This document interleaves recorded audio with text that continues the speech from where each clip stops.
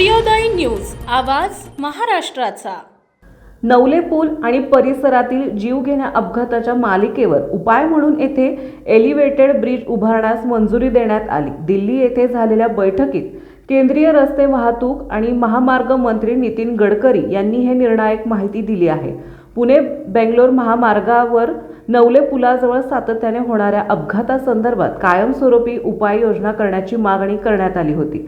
या संदर्भात नितीन गडकरी यांच्या समवेत बैठक झाली। यावेळी सुनील तटकरे, राज्य महिला आयोगाच्या अध्यक्ष रुपाली चाकणकर, नरेतील रहिवासी भूपेंद्र मोरे हे उपस्थित होते। नवले पुलाजवळ झालेल्या अपघातात महिला आणि मुलीची अतिशय विदारक मृत्यू झाला होता। त्यानंतर राज्य महिला आयोगाच्या अध्यक्ष रुपाली चाकणकर यांनी या मार्गावरील अपघात टाळण्यासाठी उपाययोजना कराव्यात या मागणीसाठी सातत्याने पाठपुरावा केला होता। नागरिकांनी आंदोलन करून प्रशासनाचे लक्ष वेधले होते। त्यानंतर दिल्लीत झालेल्या बैठकीमध्ये एलिव्हेटेड ब्रिजची मागणी करण्यात आली होती। त्यानंतर मंत्री नितीन गडकरी यांनी वरिष्ठ अधिकाऱ्यांशी चर्चा करून एलिव्हेटेड ब्रिजच्या प्रस्तावाला तातडीची मंजुरी दिली। अधिकाऱ्यांशी फोनवर बोलून तत्काळ प्रस्ताव सादर करण्याचे निर्देश दिले। एलिव्हेटेड ब्रिजच्या मंजुरीसोबतच गडकरी यांनी सेवा रस्त्यांवरील अतिक्रमणे त्वरित हटवून वाहतूक सुरळीत करण्याचे स्पष्ट आदेश दिले आहेत।